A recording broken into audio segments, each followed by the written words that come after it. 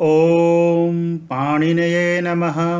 ॐ कात्यायनाय नमः। ॐ पतंजलये नमः। प्रिय बच्चों, आपका स्वागत है एक बार फिर यम मंत्र भाषा इस कक्षामाला में। हम इसके पहले चरण आरंभ में हैं और इसके अंतर्गत हम सूत्रार्थ की विधि समझने का प्रयास कर रहे हैं कि पाणिनीय सूत्रों का सूत्रार्थ कैसे करते हैं। आज हम संधि के बारे में सीखना प्रारंभ करेंगे। अब तक हम लोगों ने प्रतिज्ञा सूत्र, वर्ण समाम्नाय के बारे में सीखा है। हमने प्रतिज्ञा सूत्र के बारे में जाना है, अतः शब्दानुशासन। हमने स्वर वर्णों के बारे में सीखा है, व्यंजन वर्णों के बारे में सीखा है, अयोगवाहों के बारे में सीखा है, प्रत्याहारों के बारे में सीखा है। हमने यह भी जाना है कि संयुक्त वर्णों का लेखन संस्कृत में कैसे किया जाता है। हमने पाणिनीय सूत्रों के बारे में जाना है, उनके गठन को समझा है। हमने यह समझा है कि पाणिनीय सूत्र वस्तुतः लाक्षणिक हैं और यह ग्रंथ अष्टाध्यायी लक्षणात्मक है। अष्टाध्यायी की लाक्षणिकता के बारे में हमने जाना है। हमने सूत्रों के प्रकारों के बारे में जाना है। हमने अधिकार सूत्र, संज्ञा सूत्र, विधि सूत्र, नियम सूत्र, परिभाषा सूत्र और अतिदेश सूत्रों के बारे में जाना है। हमने निषेध सूत्रों के बारे में भी जाना है। इतिहास के अंतर्गत हमने अब तक महर्षि पाणिनि के बारे में जाना है, अष्टाध्यायी के बारे में जाना है। हमने गणपाठ के बारे में सीखा है, धातु पाठ के बारे में सीखा है और उणादिकोश के भी बारे में सीखा है। आज हम वार्तिककार कात्यायन की बातें करेंगे। पाणिनीय परंपरा में जो तीन मुनित्रय हैं, जो तीन मुनियों का समूह है, मुनित्रय जो हैं, उनमें भगवान पाणिनि के बाद मुनि कात्यायन ही आते हैं। इन्हें हम वार्तिककार कात्यायन कहते हैं, कई नामों से जानते हैं। और अगले कुछ पाठों में हम कात्यायन के बारे में विस्तार से सीखेंगे। मुनित्रय की परंपरा में भगवान पाणिनि के बाद वार्तिककार कात्यायन का ही नाम हम लेते हैं।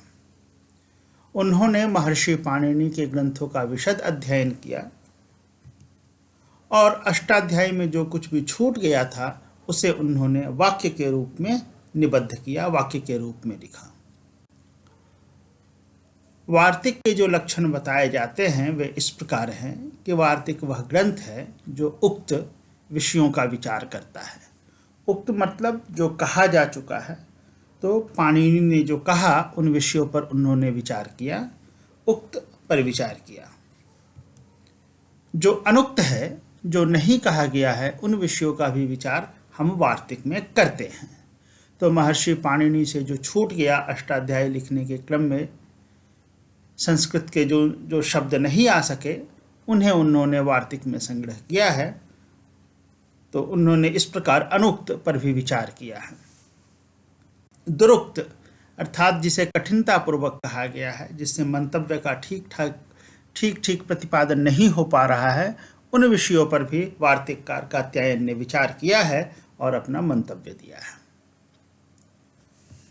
वस्तुतः वार्तिक उसे कहते हैं जो वृत्ति पर आधारित होता है। तो पहले हम समझने का प्रयास करते हैं कि वृत्ति क्या होता है।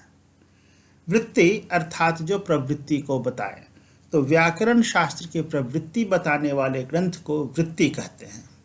इस प्रकार अगर हम देखें तो व्याकरण आदि विद्याओं के जो सूत्र महर्षि पाणिनि या अन्य वैयाकरणों द्वारा रचे गए थे, क्योंकि व्याकरण आदि विद्याओं के सूत्र थे, वे वृत्ति ही कहे जाएंगे। इस प्रकार अगर देखा जाए तो पाणिनीय अष्टाध्यायी जो है वह भी एक वृत्ति है। और वृत्तियों का जो व्याख्यान किया जाता है, वृत्तियों पर आधारित जो लेखन होता है, उसे हम वार्तिक कहते हैं। वृत्तेर व्याख्यानम वार्तिकम, अर्थात वृत्ति का जो व्याख्यान है, वृत्ति पर आधारित जो व्याख्यान है, उसकी जो व्याख्या स्वरूप जो रचा जाता है, उसे हम वार्तिक कहते हैं। तो मुनि कात्यायन ने वार्तिकों के रूप में व्याकरण में अपना योगदान दिया। महर्षि पाणिनि की जो वृत्ति थी अष्टाध्यायी के रूप में जो सामने हमारे समक्ष है, उस पर उन्होंने अपना मंतव्य प्रकट किया, उसमें उक्त अनुक्त और दुरुक्त विषयों पर विचार किया और थोड़ी और स्पष्टता लाई। वार्तिक भारतीय विद्या परंपरा की विशिष्ट लेखन शैली है और यह पूर्व लिखित सूत्रों, वाक्यों अथवा वृत्तियों को आधार बनाती है। वस्तुतः वार्तिक जो होते हैं वे वाक्य के रूप में लिखे जाते हैं, जिस प्रकार अष्टाध्यायी सूत्र के रूप में है। प्रायः क्रिया का तिङन्त पद उसमें नहीं है। इसके विपरीत वार्तिक जो होते हैं वे तिङन्त पदों के साथ आते हैं और वे वाक्यों के रूप में लिखे जाते हैं। क्रियापदों के साथ आते हैं और वे वाक्यों के रूप में लिखे जाते हैं। वार्तिकों का दूसरा नाम इसलिए वाक्य भी कहा जाता है, व्याख्यान सूत्र भी कहते हैं, क्योंकि वस्तुतः उसमें व्याख्याएं दी गई रहती हैं। भाष्य तंत्र भी कहते हैं, जो किसी पूर्व में किए गए तंत्र का भाष्य होता है। अनुतंत्र भी कहते हैं, जो किसी पूर्व में किए गए तंत्र अथवा व्यवस्था का अनुसरण करता है। और अनुस्मृति भी कहते हैं, जो पूर्व में की गई स्मृति का अन्वाख्यान करता है, उसका अनुसरण करता है, उस पर अपनी बात कहता है, तो उसे अनुस्मृति भी कहते हैं।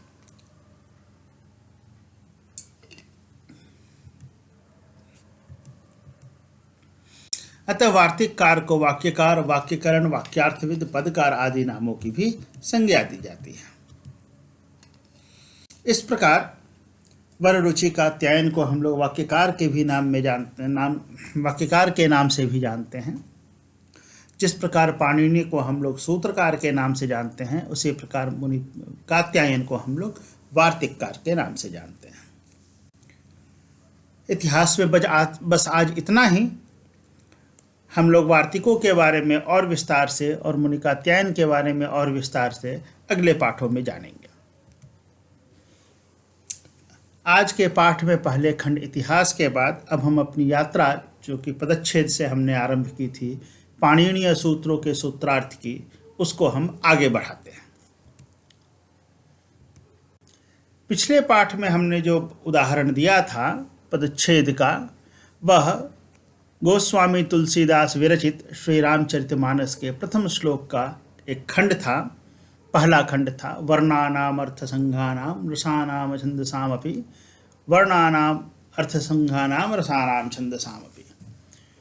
तो इसमें 5 पद हमने बताए थे कि वर्णानाम, अर्थसंघानाम, रसानाम, छंदसाम और अपि, ये 5 पद हैं। और इन पदों में से पहले और दूसरे पद वर्णानाम तथा अर्थसंघानाम को मिलाकर एक में लिख दिया गया है। उसी तरह छंदसाम तथा अपि को मिलाकर के एक में लिख दिया गया है। तो इस प्रकार वर्ण संयोग की प्रक्रिया वहाँ दोहराई गई है और वर्णों को मिलाकर और पदों को मिलाकर के वहाँ पर लिख दिया गया है। और जब हम इसका अर्थ समझने का प्रयास करते हैं तो इसका पदच्छेद करते हैं और हम सभी पदों को अलग अलग लिखते हैं, अलग अलग समझने का प्रयास करते हैं। तो अगर हम ध्यान से देखें कि पदच्छेद की इस प्रक्रिया में क्या हो रहा है, तो हम यहाँ पर देख सकते हैं कि वर्णानाम और अर्थसंघानाम ये 2 पद हैं। वर्णानाम का अंतिम वर्ण यह मकार और अर्थसंघानाम का प्राथमिक वर्ण यह अकार। ये दोनों जब मिलते हैं तब हम लिख सकते हैं वर्णानाम अर्थसंघानाम। यह मकार और अकार, यह दोनों मिलकर के एक संपूर्ण म के रूप में प्रकट हो रहा है और इसे हमने वर्ण संयोग के रूप में देखा है। तो यहाँ जो मूलतः परिवर्तन हो रहा है वह मकार और अकार अलग अलग उपस्थित थे, इन दोनों को संयुक्त करके हमने एक म के रूप में लिख दिया और इस प्रकार हमने उच्चारण किया वर्णानाम अर्थसंघानाम। वर्णानाम अर्थसंघानाम, इस प्रकार अलग अलग उच्चारण करने की अपेक्षा हमने वर्णानाम अर्थसंघानाम यह एक लगातार संघित उच्चारण किया। उसी तरीके से अब हम देखें अर्थसंघानाम का यह जो अंतिम मकार है और रसानाम का यह जो आरंभिक रेप है, इन दोनों के मिलने से अनुस्वार की उत्पत्ति हुई और यह अनुस्वार की उत्पत्ति हो गई। यहाँ भी वर्ण संयोग हुआ।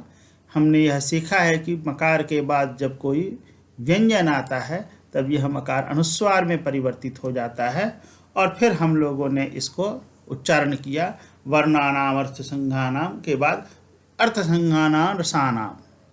अर्थसंघानाम रसानाम, इस प्रकार हमने उच्चारण किया। अलग अलग उच्चारण की अपेक्षा संयोग करने के बाद जो उच्चारण हुआ वह उस प्रकार हुआ। यह प्रक्रिया संयोग के अंतर्गत हमने देखी। उसी तरीके से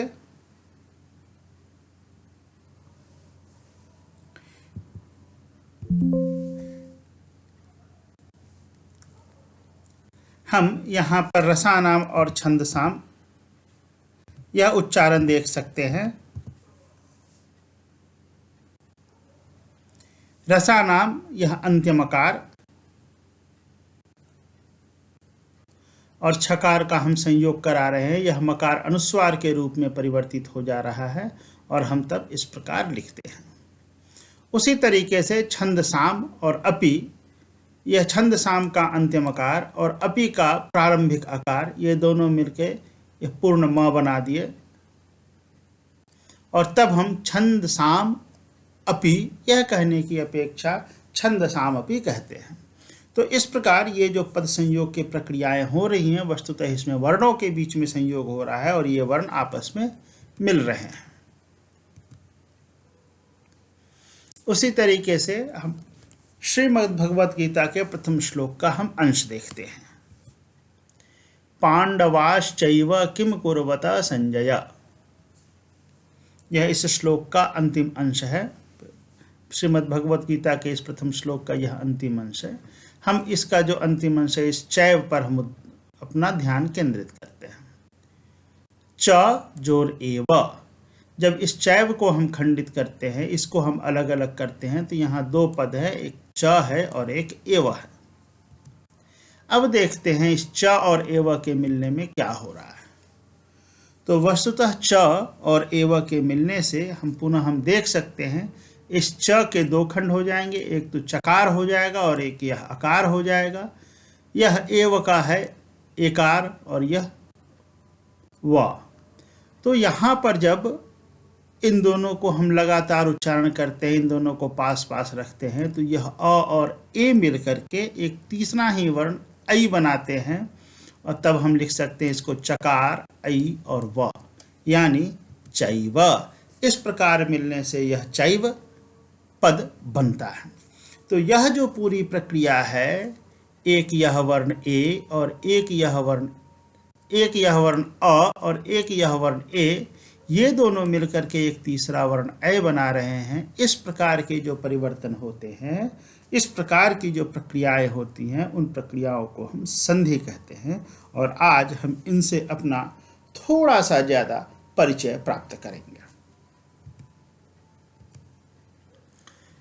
तो वस्तुतः इस प्रकार के जो परिवर्तन हैं, दो वर्ण मिलकर के एक वर्ण बनाना, तो ये परिवर्तन व्याकरण की भाषा में संधि के उदाहरण हैं और हम अपने दैनंदिन के व्यवहार में ऐसे परिवर्तन हमेशा देखते हैं। जैसे हम लोग विद्यालय कहते हैं, तो यह विद्यालय वस्तुतः दो अलग अलग पदों से, विद्या और आलय, इनके मिलने से बना हुआ है। उसी तरीके से हम महेश कहते हैं, रमेश कहते हैं, सुरेश कहते हैं, तो यह महेश जो है वह दो अलग अलग पदों महा और ईश, इनसे मिलकर के बना हुआ है। हम प्रायः ऐसे कई शब्द अपने रोजमर्रा के इस्तेमाल में, अपने दैनिक प्रयोगों में देखते हैं। जैसे कि हम रामेश्वरम बोलते हैं, वह भी इसी प्रकार का पद है।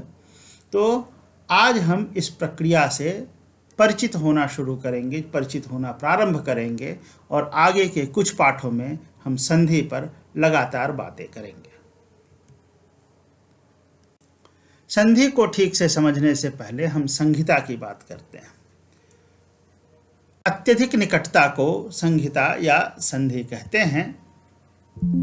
वस्तुतः संधि एक प्रक्रिया है और संहिता एक स्थिति है। तो अत्यधिक निकटता को हम लोग संहिता कहते हैं, इसे हम स्पष्ट कर दें। और महर्षि पाणिनि ने संहिता की जो परिभाषा दी है वह इस प्रकार है। परः सन्निकर्षः संहिता, यह पहले अध्याय के चौथे पाद का 109वां सूत्र है।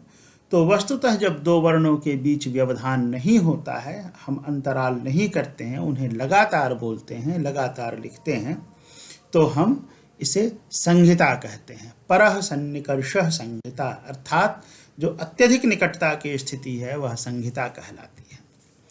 तो इस अत्यधिक निकटता की स्थिति में दो बातें हो सकती हैं।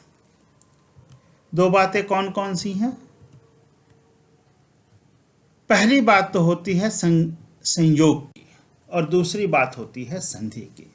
जब हम संयोग करते हैं तो वहाँ पर वर्ण विकार का अभाव होता है। जैसे मकार और अकार मिलकर के म बना दिए, रेफ और ई मिलकर के री बना दिए। मकार के बाद रेफ हो गया तो वहाँ मकार अनुस्वार हो गया। तो वस्तुतः यह सब संयोग का उदाहरण है, वहाँ पर वर्ण विकार का अभाव नहीं होता है। अगर हम मकार के अनुस्वार में परिवर्तन को वर्ण विकार के रूप में लेना चाहते हैं तब हम उसे संधि के रूप में परिभाषित कर सकते हैं, लेकिन प्रायः मोटे तौर पर संयोग में वर्ण विकार का अभाव होता है। वर्ण जो होते हैं वे ज्यों के त्यों उपस्थित होते हैं। जैसे छंद साम अपी में हमने देखा, छंद साम और अपी यह मकार और अकार मिलकर के म बना दिए, तो वहाँ पर वर्णों में किसी भी प्रकार का परिवर्तन नहीं हो रहा है।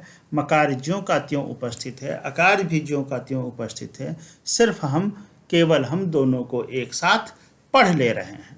तो इस प्रकार वहाँ पर मकार ज्यों का त्यों उपस्थित हो गया, अकार भी ज्यों का त्यों उपस्थित हो गया, तो वह प्रक्रिया संयोग कहलाई। लेकिन संधि की प्रक्रिया में वर्णों के बीच में विकार होता है, अर्थात वर्ण जो होते हैं वे अपनी अलग अलग स्वतंत्र सत्ता खो देते हैं और एक नया ही वर्ण बनाते हैं। जैसे कि हमने इस उदाहरण में देखा,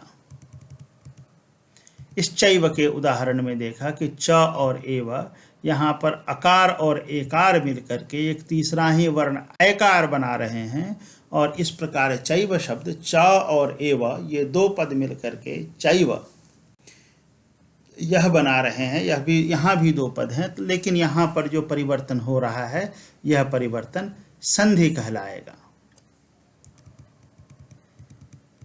तो इस प्रकार संहिता में दो प्रकार की परिस्थितियां होती हैं। एक तो संयोग की परिस्थिति होती है और एक संधि की परिस्थिति होती है। संयोग में वर्ण विकार का अभाव होता है, वर्णों में किसी प्रकार का परिवर्तन नहीं होता, जबकि संधि में वर्ण विकार अवश्यतया होता है। तो अष्टाध्यायी में भगवान पाणिनि ने संहिता शब्द का प्रयोग किया है। तो संहिता एक स्थिति होती है जो कि वर्णों के बीच में अत्यधिक सन्निकटता की स्थिति होती है, उनके बीच व्यवधान या अंतराल के अभाव की स्थिति होती है, और इस परिस्थिति में या तो संयोग होता है या संधि होता है। तो संयोग और संधि वस्तुतः ये दो कार्य हो गए, और संधि में वर्णों का विकार होता है, संयोग में वर्णों का विकार नहीं होता है।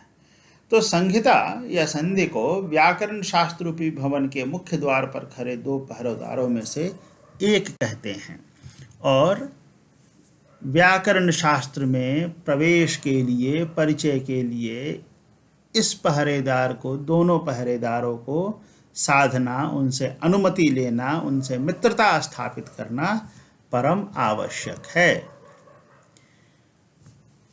तो आज से हम इस संधि को समझने का प्रयास करेंगे, यानी एक पहरेदार के साथ थोड़ी सी मित्रता करेंगे। संधि का विषय जो है बहुत बड़ा है, बहुत बड़ा है। इस आरंभ नामक पाठ में हम केवल कुछ प्रमुख संधियों के बारे में जानेंगे, और संधि के रूप में बाकी विस्तार से कार्य हम अष्टाध्यायी पढ़ते समय सीखेंगे।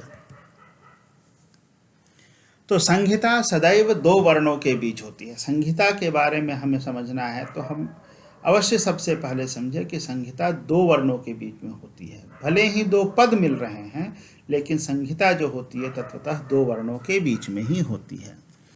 एक इसमें से पूर्व वर्ण कहलाता है और एक इसमें से पर वर्ण कहलाता है। जैसे बाईं तरफ जो लिखा रहता है यह वर्ण, जैसे अ और ई के मिलने में यह जो है यह पूर्व वर्ण कहलाएगा और यह पर वर्ण कहलाएगा। संहिता की यही शब्दावली है, इस शब्दावली को हमें समझना चाहिए। तो संहिता जब भी होती है तो उसमें दो वर्णों की उपस्थिति अनिवार्य होती है। एक पूर्व वर्ण की उपस्थिति होती है और एक पर वर्ण की उपस्थिति होती है। तो पूर्व और पर वर्णों की उपस्थिति अनिवार्यतया संहिता में होती ही है। और यह संहिता जो होती है यह कभी आवश्यक होती है तो कभी ऐच्छिक होती है। ऐच्छिक मतलब जो इच्छा पर आधारित होती है। कुछ परिस्थितियां ऐसी होती हैं जहां संहिता आवश्यक है और कुछ परिस्थितियां ऐसी होती हैं जहां यह संहिता ऐच्छिक है। इसके बारे में एक कारिका पढ़ी जाती है, एक श्लोक पढ़ा जाता है। वह श्लोक इस प्रकार है: संहितैक पदे नित्या नित्या धातुपसर्गयो नित्या समासे वाक्ये तु सा विवक्षाम अपेक्षते। अब हम इसको क्रमशः धीरे धीरे समझने का प्रयास करेंगे। एक बार फिर से इस श्लोक को दोहराते हैं। संहितैक पदे नित्या नित्या धातुपसर्गयो नित्या समासे वाक्ये तु सा विवक्षाम अपेक्षते। इसमें पहला जो श्लोक का जो पहला खंड है वह है संहितैक पदे नित्या।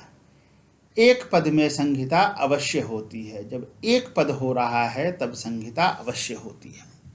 एक पद अर्थात जैसे भवती, रामः, इन सब को जब हम लिखते हैं तो इनके बनने की प्रक्रिया जो होती है उसमें कई संधियां होती हैं, कई बार संहिता होती है। वहाँ पर संहिता अवश्य अनिवार्य है, हम इनको अलग अलग नहीं लिख सकते। जैसे भवती, जब हम भवती की प्रक्रिया सीखेंगे, भवती पद को बनाने की बात करेंगे, इसके बारे में सीखेंगे, तब हम पाएंगे कि यह भवती जो है भो, अ और ती, इनको 3 खंडों में बना करके हम देख सकते हैं। इन तीनों के मिलने से भवती पद बनता है। अब यहाँ पर हमें भो, अ और ती, ये जो 3 खंड हैं, इनको मिला करके भवती लिखना अनिवार्य है। यह जो भो के ओकार और इस आकार के बीच में संधि अनिवार्य है वह करनी ही है। हम भो, अ, ती इस प्रकार से नहीं लिख सकते हैं। तो यहाँ पर इस परिस्थिति में जब एक पद का निर्माण हो रहा है तो उस एक पद के निर्माण में जो संहिता होती है, जो संधि होती है, वह अनिवार्यतया की जाती है। हम बिना उसके आगे नहीं बढ़ सकते हैं। इस प्रकार यह भो, अ और ती को मिला करके हम भवती ही लिखेंगे, भो अति नहीं लिख सकते हैं। यह सब बात समझने की है। तो यही संहितैक पदे नित्या अर्थात एक पदे, एक पद में संहिता नित्या, एक पदे संहिता नित्या, एक पद में संहिता नित्य होती है, अवश्य होती है। वहाँ हमारे पास विकल्प नहीं होता है। नित्या धातुपसर्गयो अर्थात धातु और उपसर्ग के बीच संधि अवश्य होती है। कई बार धातु अकेले नहीं आती है, वह उपसर्ग के साथ आती है। उपसर्ग जो होते हैं वे धातु के पूर्व में जुड़ करके उसे एक नया अर्थ देते हैं। जैसे ह्री धातु होती है जिसका अर्थ हो जाता है लाना, चुराना, इस प्रकार का अर्थ होता है। तो उप में जब ह्री धातु मिल जाती है तो उसका अर्थ होता है किसी को उपहार देना। ठीक है। उसी तरीके से सम जोर हर, सम उपसर्ग जब है उस ह्री धातु में मिल जाता है तो संघ्री, इस प्रकार जो धातु बनती है, उपसर्ग सहित जो धातु बनती है, उसका अर्थ होता है संहार करना, नाश करना। तो इस प्रकार धातु में कई बार उपसर्ग जुड़ते हैं और वे उपसर्ग धातु के पूर्व में जुड़कर उसे एक नया अर्थ दे देते हैं। तो जब उपसर्ग धातु से मिल रहा होता है तो उस स्थिति में संहिता अवश्य होती है। जैसे यह प्र उपसर्ग है या एज धातु में मिल रहा है तो प्रेज, हम कभी भी प्र एज नहीं कह सकते हैं, बल्कि इनके बीच में हम संधि अवश्य करते हैं। तो इस प्रकार धातु और उपसर्ग जब आपस में जुड़ रहे होते हैं तब संधि अनिवार्य होती है। वहाँ पर भी हमारे पास विकल्प नहीं होता है। जैसे उप, यह एक उपसर्ग है, यह एक उपसर्ग है आ, और यह एक धातु है गम। जब हम इनको आपस में मिलाएंगे तो हम उप आगम नहीं लिख सकते हैं। उप आ गम, यह बिना संधि का जो प्रयोग हो जाएगा यह अनिष्ट प्रयोग होगा, यह गलत प्रयोग होगा। तो हम ऐसे नहीं लिख सकते हैं। हमारे लिए संधि अनिवार्य होगी और संधि करके हम उपागम ऐसा लिखेंगे। तो इस प्रकार से जब धातु और उपसर्ग आपस में मिल रहे हों तब संधि अनिवार्य होती है। यही नित्या धातु उपसर्गयोः का अर्थ है। नित्या समास, जब समास में का निर्माण होता है तो उसमें जो संधि हो रही होती है वह अवश्य होती है। कई बार ऐसा होता है कि दो या दो से अधिक पद मिलकर के एक पद बनाते हैं, तो वहाँ पर संधि अनिवार्य होती है। हम संधि करने के बारे में विकल्प नहीं चुन सकते हैं। जैसे ये दो पद हो गए, विद्या और आलय। तो विद्या और आलय के बीच में हम लोग जो है विद्या आलय इस प्रकार का अगर पद बनाते हैं तो यह पद अनिष्ट पद हो जाएगा, गलत पद हो जाएगा। हमें संधि करके यह विद्यालय ही लिखना होगा। हमारे पास भी इसमें कोई विकल्प नहीं है। तो समास जब भी होता है उसमें जो संधि होती है उस संधि के बारे में हमारे पास कोई विकल्प नहीं होता है। हमें यह अवश्यतया समझना चाहिए। तो इस प्रकार समास में संधि अवश्य होती है, यह हम समझें। और अगला जो वाक्य खंड है, वाक्ये तूसा विवक्षाम अपेक्षते। वाक्ये तूसा विवक्षाम अपेक्षते, अर्थात जब हम वाक्य बनाते हैं तो वहाँ पर संधि विवक्षा के अधीन होती है। तो वाक्य के अलग अलग पदों के बीच में हम चाहे तो संधि कर सकते हैं, चाहे तो संधि नहीं भी कर सकते हैं। यह प्रयोक्ता यानी लेखक की इच्छा पर निर्भर है कि वाक्य के जो अलग अलग पद हैं उनके वर्णों के बीच में संधि करता है या फिर नहीं करता है। तो वाक्य के विभिन्न पदों के बीच संधि जो है वह लेखक की इच्छा पर निर्भर करती है। यहाँ संहिता अनिवार्य नहीं है। सौंदर्य के लिए कई बार ऐसा होता है कि सौंदर्य के लिए वाक्य में संधि की जाती है, या फिर गति लाने के लिए, उच्चारण में गति लाने के लिए, बार बार ठहरे नहीं, वहाँ पर गति लाने के लिए यह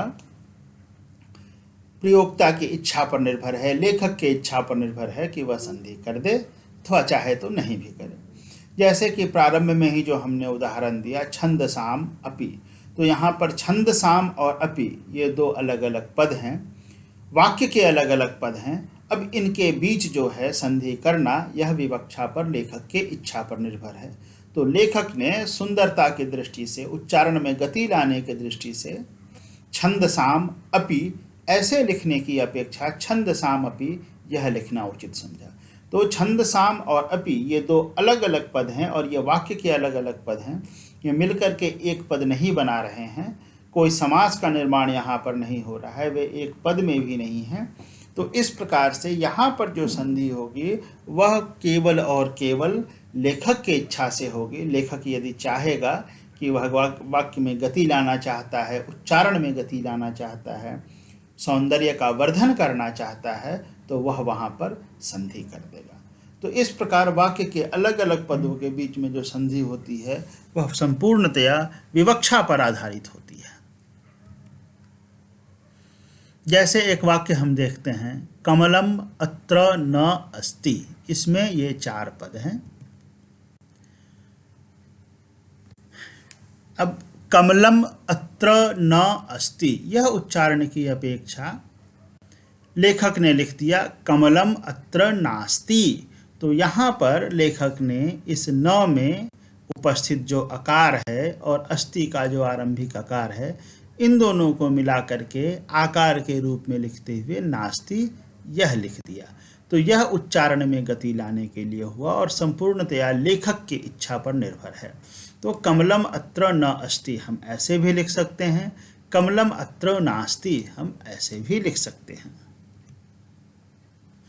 पुनः कमलमत्र नास्ति हम ऐसे भी लिख सकते हैं। यहाँ पर मकार और अकार को आपस में जोड़ करके कमलमत्र नास्ति, और यह नास्ति न और अस्ति को आपस में जोड़ करके लिख सकते हैं।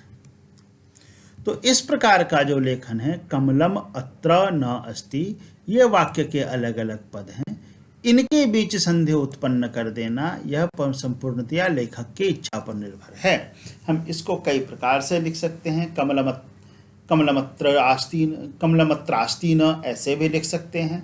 तो इस संपूर्णतया लेखक की विवक्षा पर है कि वह यहाँ पर विभिन्न पदों के बीच संधि करेगा अथवा नहीं करेगा। तो संधि जो होती है उसमें प्रायः वर्णों में परिवर्तन होता है।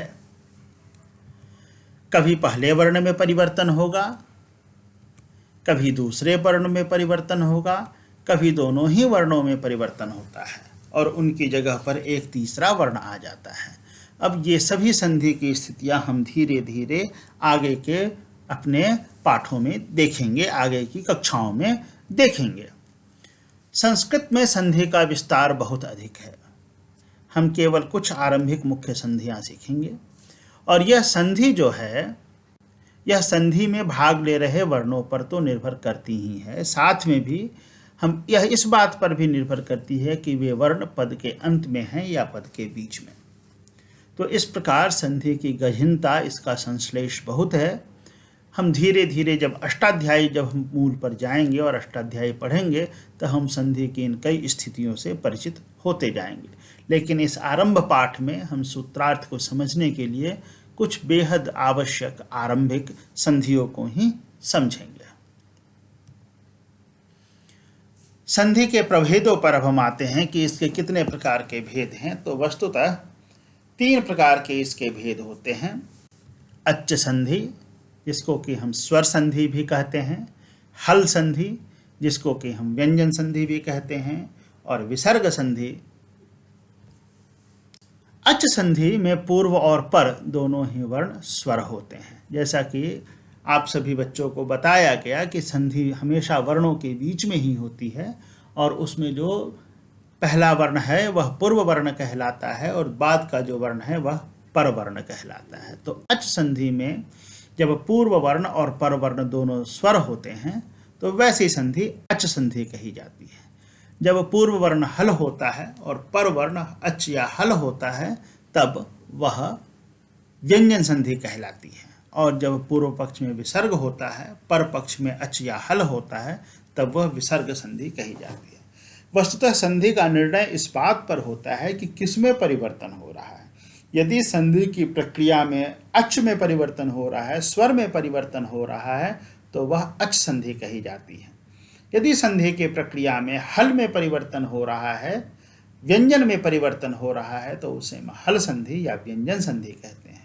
और यदि संधि की प्रक्रिया में विसर्ग में परिवर्तन हो रहा है तो उसे हम विसर्ग संधि कहते हैं। तो इस प्रकार से संधि के 3 प्रभेद हो जाते हैं, 3 भाग हो जाते हैं, अच्च संधि, हल संधि, विसर्ग संधि। ये 3 मुख्य भाग हैं। आगे 2 भाग और भी होते हैं जिनकी हम चर्चा बाद में करेंगे और जब अष्टाध्यायी पढ़ेंगे तब। इस आरंभ में हम इन्हीं 3 मुख्य संधियों को समझेंगे। तो अच्च संधि जैसा कि बताया गया, जब पूर्व वर्ण और पर वर्ण दोनों ही अच्च होते हैं तब यह संधि अच्च संधि कहलाती है। इस स्थिति में दोनों में से किसी एक अच्च या दोनों ही अच्चों में परिवर्तन होता है। कई प्रकार के स्वर संधियां होती हैं। हम मुख्य 5 ही संधियों को सीखेंगे। इस पाठ में संभवतः हम 3 ही सीख पाएं और अगली कक्षा में हम बाकी संधियों को सीखेंगे। और संधि जो होती है वह पदांत संधि, अपदांत संधि, इन बातों पर भी निर्भर करती है कि पदों के बीच में संधि हो रही है, पद के बीच में संधि हो रही है। तो इसमें कई अलग अलग परिस्थितियां होती हैं। हम इन्हें धीरे धीरे देखेंगे अष्टाध्यायी पढ़ते समय। अच्च संधि में जो सबसे पहले हम सीखेंगे वह दीर्घ संधि होती है। दीर्घ संधि की वस्तुतः जो स्थितियां हमारे समक्ष आती हैं वे 4 हैं। पहली स्थिति में पूर्व वर्ण और पर वर्ण, यह पूर्व वर्ण है, पूर्व वर्ण में अ या आ हो और पर वर्ण में भी अ या आ हो। पूर्व और पर वर्ण इन दोनों में ही अ या आ हो, तो ऐसी स्थिति में जब संधि होती है तो उस संधि में दोनों वर्णों की जगह एक वर्ण यह आ जाता है। तो यह ध्यान देना है कि यह अ और आ पूर्व वर्ण हो, अ और आ पर वर्ण हो, तो ऐसी परिस्थिति में इन दोनों की जगह सिर्फ एक दीर्घ आकार आ जाता है, यह आ दीर्घ आ जाता है। जैसे हम एक उदाहरण लेते हैं, अर्थ जो और अपि। एक पद हो गया अर्थ और एक पद हो गया अपि।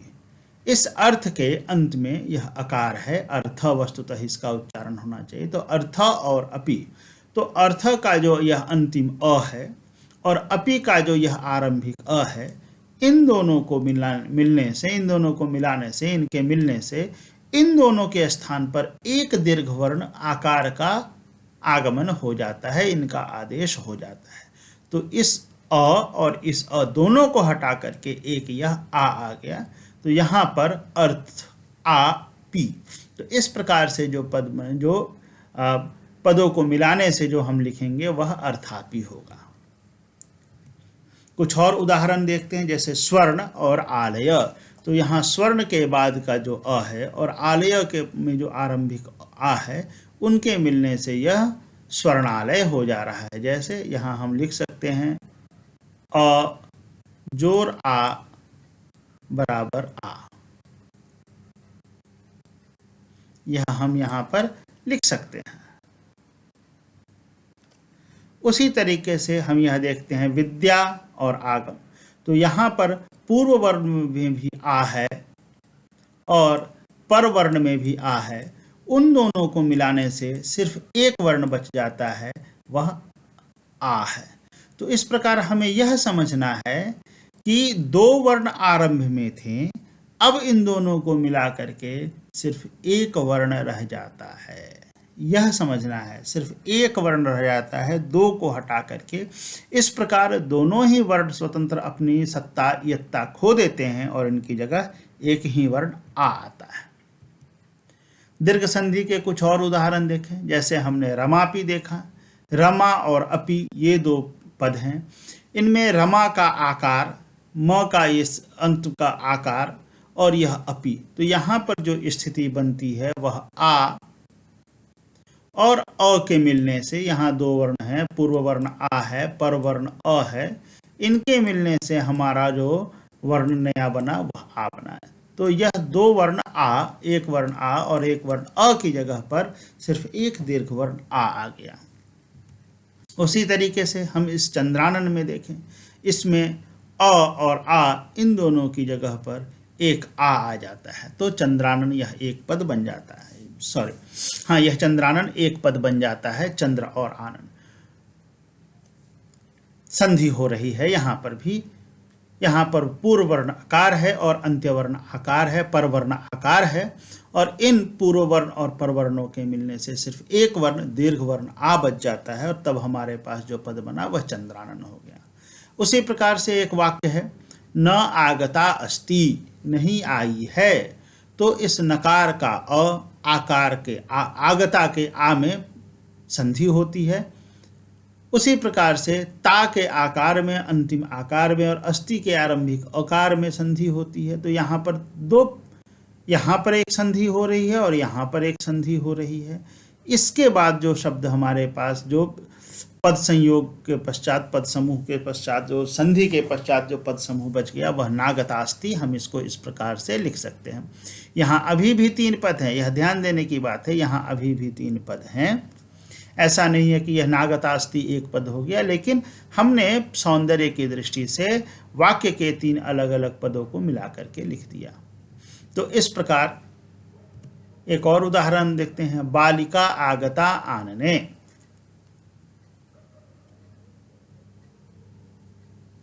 तो यहाँ पर बालिका के आगता के आ में एक संधि हो जाएगी, ता के आ और आनने के आ में एक संधि हो जाएगी, और इस प्रकार हमारे पास जो परिणाम होगा वह बालिका गतानने होगा।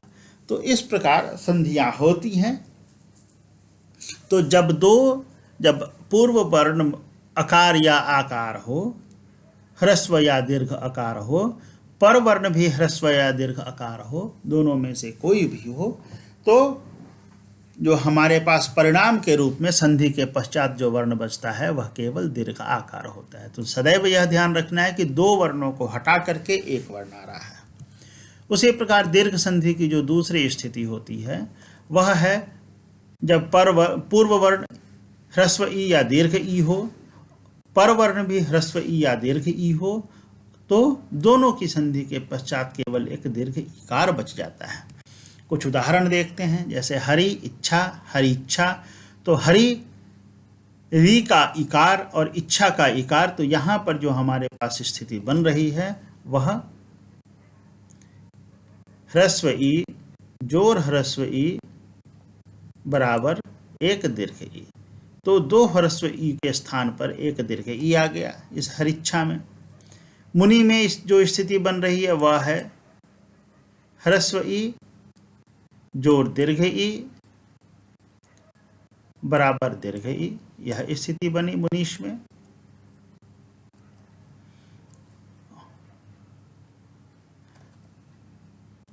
तो इस तरीके से संधि की अलग अलग परिस्थितियां बन रही हैं।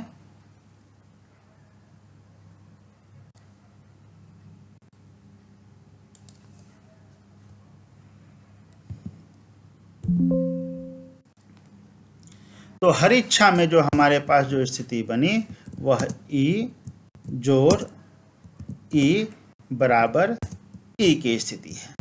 तो यहाँ पर एक ह्रस्व ई और एक ह्रस्व ई मिलकर के दीर्घ ई बना रहे हैं।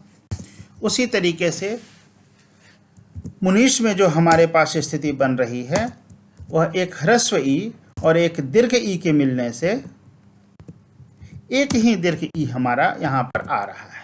तो यहाँ जो स्थिति बन रही है वह एक ह्रस्व ई और एक दीर्घ ई के स्थान पर एक दीर्घ ई का आगमन हो रहा है।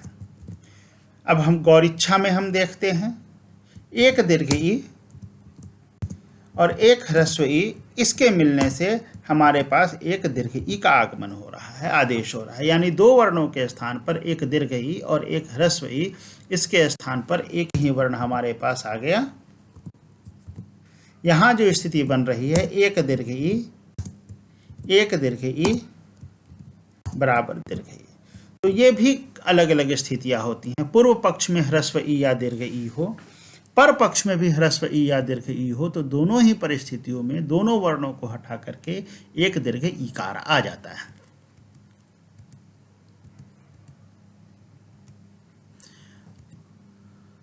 उसी प्रकार हम कुछ और उदाहरण देखते हैं। अस्ति और इति मिलकर के अस्तिति बनते हैं, पठति और इदानीम मिलकर के पठति इदानीम बनते हैं। इस इकार और इस इकार में संधि होती है और दोनों के स्थान पर एक दीर्घ इकार का आगमन होता है। यहाँ पर तीन पद हैं, गौरी, इच्छति, इति। तो यहाँ पर गौरी के दीर्घ इकार और इच्छति के ह्रस्व इकार में संधि हो रही है और केवल दीर्घ इकार का आगमन हो रहा है, आदेश हो रहा है। यहाँ पर इच्छति के अंत्य छोटी, यहाँ पर ह्रस्व ई है, यहाँ पर ह्रस्व ही है।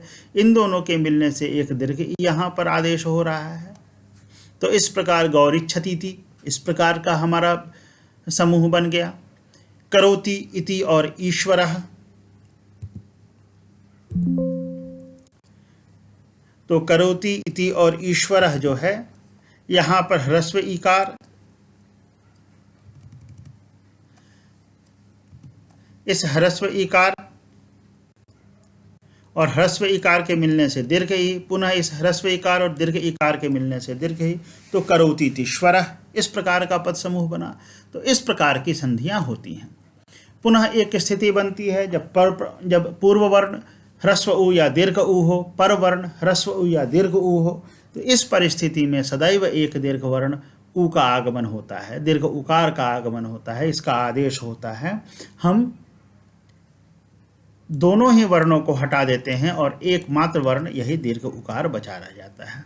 यहाँ पर स्थिति देखें, ह्रस्व उ और दो ह्रस्व उ में संयोग हो रहा है, इनके बीच संधि हो रही है। और भानुदय, वधु और उर्मी, यहाँ पर दीर्घ उकार है, यहाँ पर दीर्घ उकार है, दोनों के मिलने से केवल एक दीर्घ उकार का आदेश हो गया। यहाँ पर पूर्व वर्ण दीर्घ उकार है, पर वर्ण ह्रस्व उकार है। वधु और उत्सव, इन दोनों के मिलने से वधु उत्सव बना। उसी प्रकार चमू और ऊर्जा, पूर्व वर्ण दीर्घ उ है, पर वर्ण भी दीर्घ उ है, दोनों के मिलने से दोनों के स्थान पर केवल एक दीर्घ उ का आगमन हो गया। तो चमू और ऊर्जा मिलकर के चमूर्जा बना दिए। तो कुछ और उदाहरण देखते हैं दीर्घ संधि के। पठतु जोर उच्चार्य, पठतुच्चार्य, यहाँ ह्रस्व उ है और ह्रस्व उ मिलकर के दीर्घ उ बना रहे हैं। कुरु जोर उत्सवम, कुरुत्सवम, ह्रस्व उ और ह्रस्व उ मिलकर के यहाँ पर दीर्घ उ बना दिए। उसी प्रकार से हम 3 पद देखें। पठतु, यह ह्रस्व उ और इस ह्रस्व उ के बीच में संधि होकर के दीर्घ उ यहाँ पर आ जाएगा। उच्चारयतु, यह उकार और इस उकार के बीच में संधि होकर के यहाँ पर दीर्घ उ आ जाएगा। तो पठतुच्चारयतु चैः, इस प्रकार का पद संयोग हमारा बना। इस प्रकार के संधियां होने के बाद पद समूह बना। तो इस प्रकार दीर्घ संधि की एक चौथी स्थिति होती है, जब पूर्व पक्ष में रिकार या दीर्घ रिकार हो, ह्रस्वरी या दीर्घ री हो, और पर पक्ष में भी ह्रस्वरी या दीर्घ री हो, तब हमारे पास दोनों वर्णों के स्थान पर केवल एक दीर्घ रिकार रह जाता है। जैसे पितृजोर ऋण, पितृण, होत्रिजोर रिकार, होत्रिकार। तो यहाँ पर एक ह्रस्वरी है, यहाँ पर भी एक ह्रस्वरी है। इन दोनों के मिलने से एक दीर्घ रिकार का यहाँ पर आगमन हो गया। तो हमारे पास पद बना पितृण। होत्री और रिकार, ये दोनों ह्रस्व रिकार हैं। इनके जगह पर जो हमारे पास एक दीर्घ रिकार का आगमन हो गया और होत्रिकार। तो इस प्रकार की स्थितियां जो होती हैं जब दीर्घ संधि कही जाती है।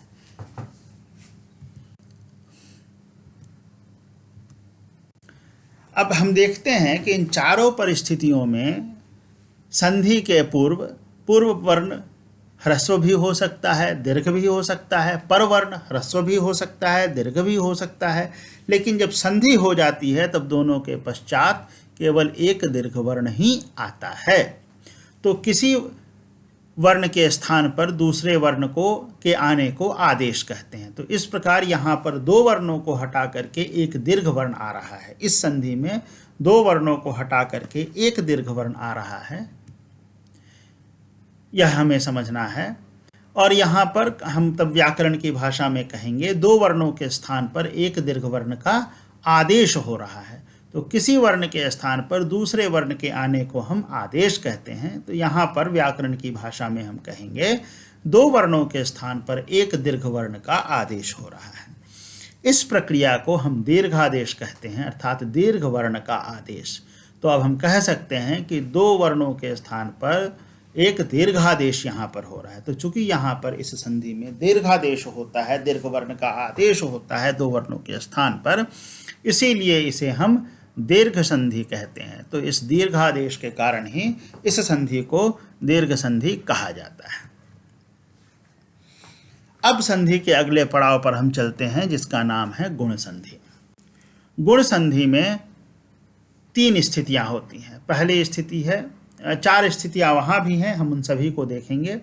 पहली स्थिति होती है कि पूर्व वर्ण अ या आ हो और पर वर्ण ई या ए हो। यह ध्यान रहे कि हम यह क्रम नहीं बदल सकते हैं। अगर हम इसे पूर्व वर्ण बना देंगे और इसे पर वर्ण बना देंगे तो परिस्थिति ही बदल जाएगी। तो संधि में यह परिभाषित रहता है, यह निश्चित रहता है कि कौन पूर्व वर्ण है और कौन पर वर्ण है। तो यहाँ पर इस गुण संधि में पूर्व वर्ण पहली स्थिति होती है कि पूर्व वर्ण अ या आ हो और पर वर्ण ई या ई हो। तब ऐसी स्थिति में इन दोनों के स्थान पर केवल एक वर्ण आ जाता है ए। जैसे सा जोर इच्छा, तो सा के इस सा का अ, इच्छा का ई, ये दोनों मिलकर के एक वर्ण बना देते हैं ए। इन दोनों के स्थान पर अ और ई के स्थान पर जब संधि होती है तो इनके स्थान पर सिर्फ एक वर्ण आता है ए, और तब इसे हम लिखते हैं स्वेच्छा। उसी तरीके से नर और इंद्र, तो नर का अकार और इंद्र का इकार मिलकर के एकार बना दिए तो यहाँ पर नरेंद्र, यह बन गया। उसी प्रकार नर और ईश, नर का अ और ईश का ई मिलकर के ए बना दिए तो यहाँ नरेश हो गया। रमा का आ और ईश का ई, ये दोनों मिलकर के ए बना दिए तो यहाँ रमेश हो गया। उसी प्रकार लता का आ और ईह का ई, ह्रस्व ई, ये दोनों मिलकर के लतेह बना दिए। तो इस प्रकार यहाँ जो भी संधि हो रही है वह पूर्व वर्ण में अकार या आकार है और पर वर्ण में इकार या ईकार है, ह्रस्व ई या दीर्घ ई है। इन दोनों के मिलने से एक ही वर्ण ए का आगमन हुआ। तो इसीलिए यहाँ पर इस संधि को गुण संधि कहते हैं। गुण संधि की जो दूसरी स्थिति होती है वह है कि पूर्व वर्ण में अकार या आकार हो, ह्रस्व या दीर्घ अ हो, और पर वर्ण में जो हो हमारा ह्रस्व या दीर्घ उ हो।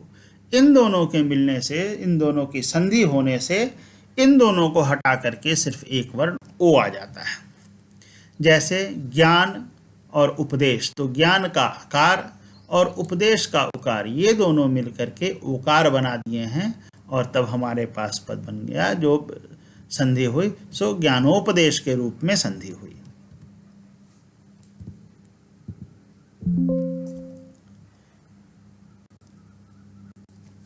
इस प्रकार हम यहाँ पर लिख सकते हैं अ और उ मिलकर के ओ बना दिए, तो यह संधि यहाँ पर हो गई। उसी तरीके से महोत्सव में हम देखें, यहाँ आ और उ मिलकर के ओ बना दिए, तो यह महोत्सव हो गया। यहाँ पर जल और उर्मी मिलकर के जलोर्मी बनाए, क्योंकि यहाँ पर अ और दीर्घ उ, ह्रस्व अ और दीर्घ उ मिलकर के ओकार बना दिए। उसी तरीके से महोर्मी, महा और उर्मी, इसमें आ और उ मिलकर के एक ओ का निर्माण किए। तो इस प्रकार से यह संधि भी गुण संधि कही जाती है। तो ज्ञानोपदेश अ और उ मिलकर के ओ बना दिए, महोत्सव आ और ह्रस्व उ मिलकर के ओ बना दिए, जलोर्मी अ और दीर्घ उ मिलकर के ओ बना दिए, महोर्मी आ और दीर्घ उ मिलकर के ओ बना दिए। तो यह संधि भी गुण संधि कही जाती है। गुण संधि की एक तीसरी स्थिति है, इसमें पूर्व पक्ष में ह्रस्व या दीर्घ आकार हो और पर पक्ष में ह्रस्व या दीर्घ ऋकार हो। तो यहाँ पर जो होता है वह दोनों अ और री की जगह पर हमारा एक अर आ जाता है। जैसे देव जो ऋषि, तो यहाँ पर देवर्षि होता है। महा जो ऋषि, यहाँ पर महा के आ और री के री, इन दोनों को हटा करके एक अर आ जाता है, तो हम इसे महर्षि कहते हैं। महर्षि यह पद बनता है। तो यहाँ पर देखिए वस्तुतः आ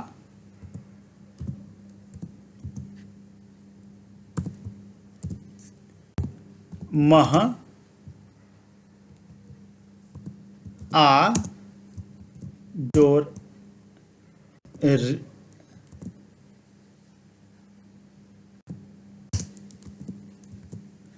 री और शी। तो यहाँ पर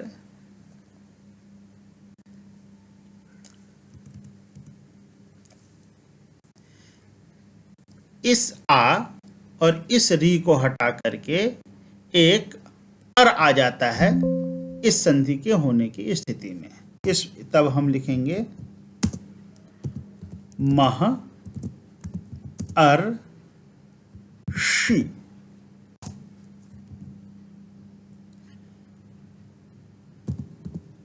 महर्षि।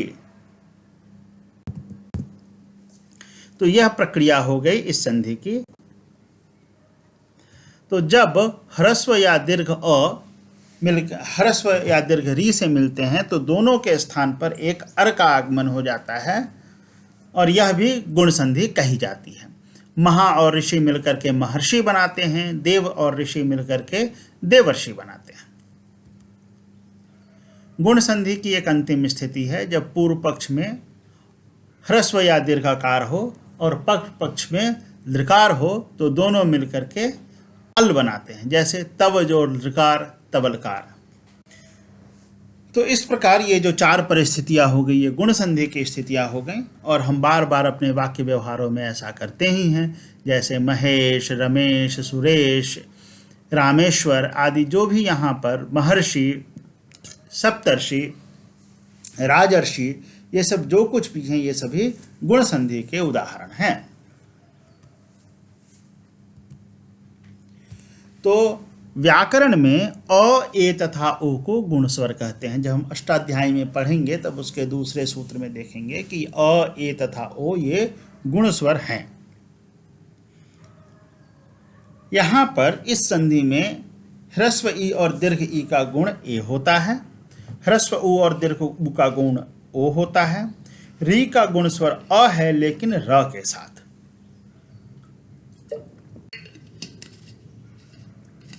ये तो ह्रस्व और दीर्घ ई का गुण ए है, इस बात को स्मरण रखें। ह्रस्व उ और दीर्घ उ का गुण ओ है। री का गुण अ है लेकिन र के साथ। तो र के साथ आने को हम रपरकरण कहते हैं। तो अब हमें स्पष्ट हो गया कि री का जो गुण है वह अर है।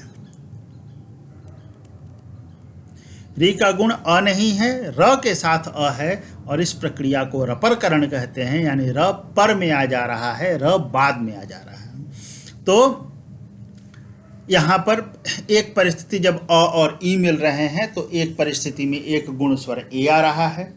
अ और ओ मिल रहे हैं तो उसके पश्चात एक गुण स्वर ओ आ रहा है। अ या आ और री मिल रहे हैं तो उसके पश्चात गुण स्वर अर आ रहा है। तो ह्रस्व या दीर्घ ई के पहले यदि ह्रस्व या दीर्घ उ हो तो एक गुण स्वर ए आ जाता है दोनों के मिलने से।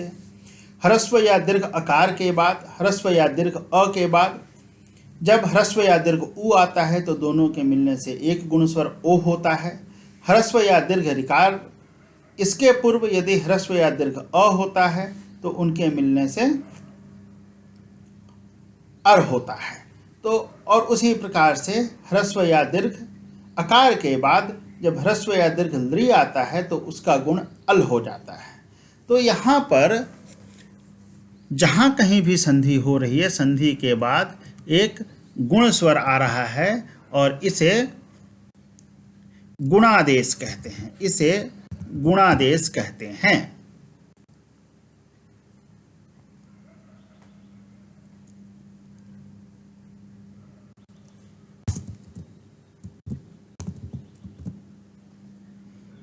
उसी प्रकार हम कहेंगे लृ का जो गुण स्वर है वह अल है।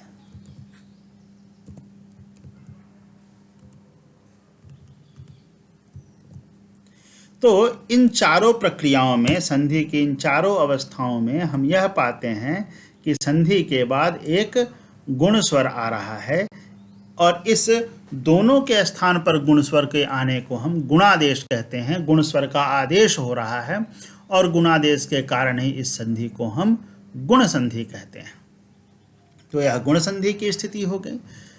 दीर्घ संधि और गुण संधि के पश्चात आज जो हम अंतिम संधि पढ़ेंगे वह वृद्धि संधि होगी। तो यहाँ पर पूर्व पक्ष में ह्रस्व या दीर्घ अ होना चाहिए, पर पक्ष में ह्रस्व या दीर्घ ए होना चाहिए। इन दोनों के मिलने से जो स्वर बनता है वह इन दोनों को हटा करके एक स्वर ऐ, इसका आदेश होता है। उदाहरण देखें, जैसे सा और एव, तो ये दोनों मिलकर के शैव बना दिए। तो यहाँ पर सा का अंत्य आकार, एव का आदि एकार, ये दोनों मिलकर के इन दोनों के स्थान पर सिर्फ एक वर्ण आ गया, शैव। ए आया, ऐ आया, तो इस ऐ से यह हमारा शब्द बन गया शैव। कुछ और उदाहरण देखें, जैसे एक और एक, तो यहाँ एक का अकार और एक का एकार, यह मिलकर के ऐ बना दिए तो एकैक। मत का अकार, मत का ऐकार, यह दोनों मिलकर के बनाए एकमात्र ऐकार और यह मतैक्य हो गया। फिर सदा का आकार और एव का एकार, यह दोनों मिलकर के एक बनाए ऐकार, तो सदैव। उसी तरीके से महा, इसका आकार और इसका एकार मिलकर के एक ऐकार बनाए महेश्वर्य, महेश्वर्य। तो इस प्रकार यह समझना है कि दो वर्ण हैं, पूर्व पक्ष में अकार या आकार हो, पर पक्ष में एकार या ऐकार हो। तो दोनों ही परिस्थितियों में, इन चारों ही परिस्थितियों में दोनों वर्णों के स्थान पर केवल एक वर्ण ऐकार का आगमन होता है और यह संधि वृद्धि संधि कही जाती है। वृद्धि संधि की दूसरी स्थिति है जब पूर्व वर्ण ह्रस्व या दीर्घ अ हो और परवर्ण ओ या औ हो तो दोनों के स्थान पर केवल एक औ का आगमन हो जाता है और यह संधि भी वृद्धि संधि कही जाती है। जैसे मधुर जो ओदना, मधुरौदन, यहाँ पर मधुर का अकार और ओदन का ओकार मिलकर के एक मधुरौदन पद बना दिए। ज्ञान और औषधि, ये दोनों मिलकर के यह अकार और यह औकार मिलकर के ज्ञान औषधि बना दिए। उसी तरीके से गंगा का आ और ओघ का ओ मिलकर के गंगौघ बना दिए, और महा और औत्सुक्य मिलकर के यह आ और औ मिलकर के एक औ महोत्सुक्य बना दिए। तो इस प्रकार यहाँ पर हमारी जो स्थिति हुई, अ और आ पूर्व पक्ष में है, पर पक्ष में ओ या औ है, तो इन दोनों ही वर्णों के स्थान पर सिर्फ एक वर्ण, केवल एक वर्ण औ का आगमन होगा और यह भी वृद्धि संधि के अंतर्गत है। इस प्रकार आज हमने दीर्घ संधि की 4 स्थितियां देखी, गुण संधि की भी 4 स्थितियां देखी और वृद्धि संधि की हमने 2 स्थितियां देखी। तो इन 10 स्थितियों को हमने देखा और इसमें हमने संधि को समझा कि ये संधियां किस प्रकार से हो रही हैं। अब हम आज के पाठ के अगले चरण अनुवाद में चलते हैं। आज हम समझते हैं कि द्वितीया विभक्ति क्या होती है और कर्म क्या होता है। द्वितीया विभक्ति के प्रयोग को समझने से पहले हम कर्म को समझते हैं। जब प्रातिपदिक का प्रयोग कर्म के अर्थ में हो तो द्वितीया विभक्ति लगती है। यह समझना है कि जब प्रातिपदिक का अर्थ कर्म के अर्थ में हो तो द्वितीया विभक्ति लगती। जैसे राम आम खाता है, तो राम तो यह तो कर्ता हो गया, वह खाने का काम कर रहा है, और कर्म जो है वह आम है। ठीक है, तो कर्म आम है। अब इस परिस्थिति में कर्म आम प्रातिपदिक कर्म के अर्थ में है तो आम में द्वितीया विभक्ति लगेगी। लेकिन पहले हम इस कर्म को समझते हैं। क्रिया के 2 भाग होते हैं, एक भाग व्यापार कहलाता है और एक भाग फल कहलाता है। जैसे जब हम राम आम खाता है तो एक तो हो गया खाने का कार्य हो रहा है, जिसमें अंदर मुंह चलाया जा रहा है, आम को छीला जा रहा है, तो वह सब खाने का व्यापार हो गया, उस खाना क्रिया का व्यापार हो गया। और एक हो गया उसका फल, जैसे आम खाया जा रहा है तो आम धीरे धीरे खत्म होता जाता है वगैरह वगैरह, वह सब उसका फल हो गया।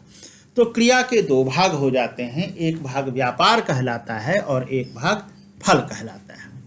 व्यापार का जो आश्रय होता है वह कर्ता होता है। व्यापार जिसमें घटित होता है, व्यापार जिसके कारण से होता है, जो क्रिया का व्यापार चलाता है, वह व्यापार का जो वह कर्ता कहलाता है। तो यानी व्यापार का जो आश्रय स्थान होता है, व्यापार जहाँ पर घटित होता है, जो उस व्यापार का संचालन करता है, वह कर्ता होता है। तो क्रिया के 2 भाग हो गए, एक भाग व्यापार कहलाया और एक भाग फल कहलाया। तो क्रिया का जो व्यापार है वह कर्ता द्वारा किया जाता है और फल का जो आश्रय होता है वह कर्म होता है। जैसे राम आम खाता है तो खाने का जो व्यापार है, मुंह चलाना, आम को छीलना आदि जो व्यापार है वह कर्ता के द्वारा घटित हो रहा है। लेकिन आम का धीरे धीरे खत्म हो जाना, आम का कम होना, इसका जो आश्रय हो रहा है वह आम पर घटित हो रहा है। तो खाने का जो फल हुआ वह आम पर घटित होता है। इस स्थिति में फल का जो आश्रय होता है वह कर्म होता है। तो हमें यह समझना है कि क्रिया के 2 भाग हो जाते हैं, एक भाग व्यापार कहलाता है और दूसरा भाग फल कहलाता है। व्यापार का जो आश्रय होता है, व्यापार का जो संचालन जिसके द्वारा किया जाता है वह कर्ता होता है, और फल का जो आश्रय होता है, फल जहाँ पर घटित होता है, वह कर्म कहलाता है।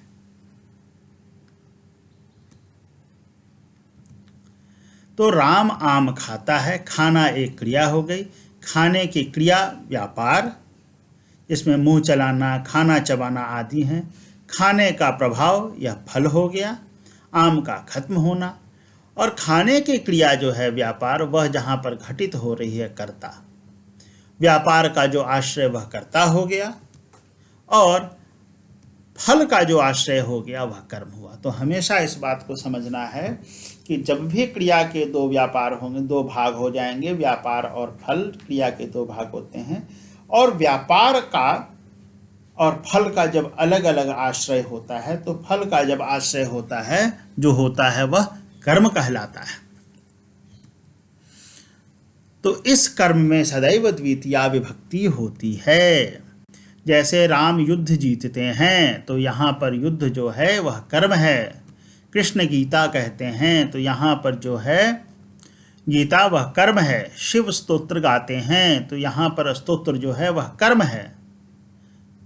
तो युद्ध गीता ये सब जो हैं ये कर्म की स्थिति में आ गए। और इस कर्म में इन सभी पदों में, युद्ध में, गीता में, स्तोत्र में जब हम संस्कृत में वाक्य बनाएंगे तो इसमें द्वितीया विभक्ति लगेगी। यह स्पष्ट होना चाहिए कि कर्म में द्वितीया विभक्ति लगती है। प्रायः किस परिस्थिति में कर्म में द्वितीया के अलावा अलग विभक्ति लगती है, यह जब हम आगे अनुवाद के पाठों को पढ़ेंगे तब जानेंगे। लेकिन अभी हम यह जानें कि कर्म में द्वितीया विभक्ति लगती है। तो जैसा कि पहले हमने बताया था पिछले पाठ में प्रथमा विभक्ति किस प्रकार से लगती है, तो आज हम बताएंगे कि द्वितीया विभक्ति लगने से इन शब्दों के क्या रूप होते हैं। जैसे एतत्, यह जो शब्द है, पुल्लिंग में द्वितीया विभक्ति यदि लग रही है तो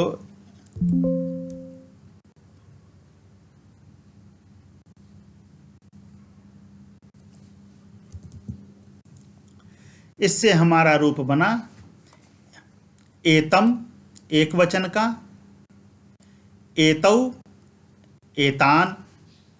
स्त्रीलिंग में बना एताम, एतौ, एताः। नपुंसक लिंग में रूप बना एतत्, एते, एतानि। तो इस प्रकार यह एतत् के रूप हो गए। द्वितीया विभक्ति में तत् का रूप एकदम एतत् की तरह, तम, तौ, तान पुल्लिंग में, ताम, ते, ताः।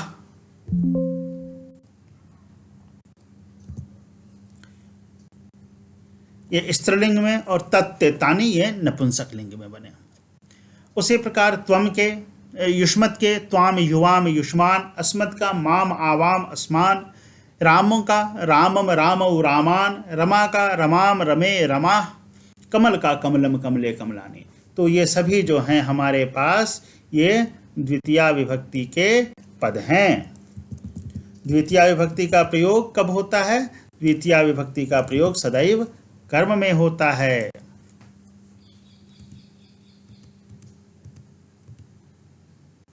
इस प्रकार हम वाक्य बनाएंगे। जैसे राम युद्ध जीतते हैं तो रामः युद्धं जयति।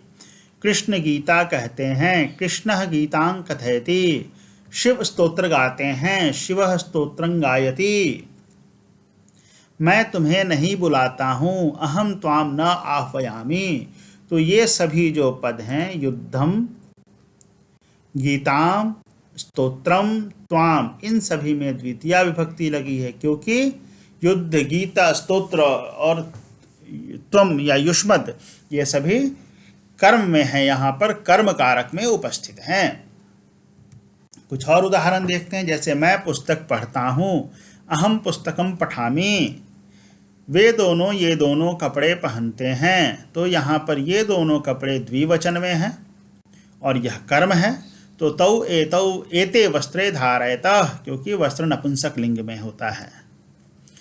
तुम सभी वे लड्डू खाते हो। तुम सभी के लिए बहुवचन में, लड्डू यहाँ बहुवचन में है। तो यूयम तान मोदकान खादन्ति। सॉरी, खेद है, क्षमा करें। यूयम तान मोदकान खादथ। यह वाक्य बनेगा, तुम सभी ये लड्डू खाते हो। तो यूयम तान मोदकान खादथ। आज हम दो अव्ययों का भी प्रयोग सीखते हैं, अपि और एव। अपि का अर्थ होता है भी और एव का अर्थ होता है ही। जैसे मैं भी पढ़ता हूँ, अहम अपि पठामि। कुछ भी नहीं करना है, अहम अपि पठामि। अब यहाँ पर हम संधि करके अहम अपि पठामि लिख भी सकते हैं। इस मकार और इस अकार को आपस में जोड़ करके अहम अपि पठामि लिख सकते हैं। मैं ही पढ़ता हूँ, अहम एव पठामि। यहाँ पर भी के बदले अपि आ गया और यहाँ पर ही के बदले एव आ गया। तो अहम एव पठामि, अब इसको मिला करके हम वाक्य में गति लाने के लिए अहम एव पठामि लिख सकते हैं। तो इस प्रकार से हमने आज अपि और एव का प्रयोग देखा कि किस प्रकार करते हैं। इसमें कोई भी विशिष्टता नहीं है, जहाँ पर भी रहता है वहाँ पर अपि, जहाँ पर ही रहता है वहाँ पर एव हम लोग लगा देते हैं। और यहाँ पर जो की गई है वह संधि की गई है अहम, और या हम लोगों ने इसे अहम और अपि को मिला करके वाक्य में सुंदरता और गति लाने के लिए अहम अपि, अहम और एव को अहम एव, इस प्रकार से हमने लिख दिया है। तो आज की इस कक्षा में हम लोगों ने संहिता के बारे में देखा, संधि के बारे में देखा, स्वर संधि के बारे में सीखा, दीर्घ संधि के बारे में सीखा, गुण संधि के बारे में, और यण संधि के और वृद्धि संधि के बारे में सीखा। यण, अयादि आदि इन संधियों को हम लोग अगली कक्षा में सीखेंगे। इसके अलावा अनुवाद में हम लोगों ने द्वितीया विभक्ति का प्रयोग देखा। हमने अनुवाद में पुनः एव और अपि इन दो अव्ययों को भी देखा। तो आज की कक्षा हमारी यहाँ पर समाप्त होती है। हम पुनः अपने लक्ष्य वाक्यों को दोहराते हैं। भारतम भजामहे, भारतीम भजामहे। हम भारत का भजन करें, भारती का भजन करें, भारत की प्रज्ञा भारती का मनन करें। और इसके लिए हम चरैवति इस सिद्धांत का अनुपालन करेंगे। हम चलते रहेंगे, रुकेंगे कभी नहीं। और एक बार पुनः अंत में हम मंगलाचरण करते हैं, उन मुनित्रय को याद करते हैं जिनके कारण संस्कृत की यह अद्वितीय अवस्था हमारे पास पहुंची है। ओम पाणिनये नमः, ओम कात्यायनाय नमः, ओम पतंजलये नमः। धन्यवाद बच्चों, पुनः अगली कक्षा में मिलेंगे।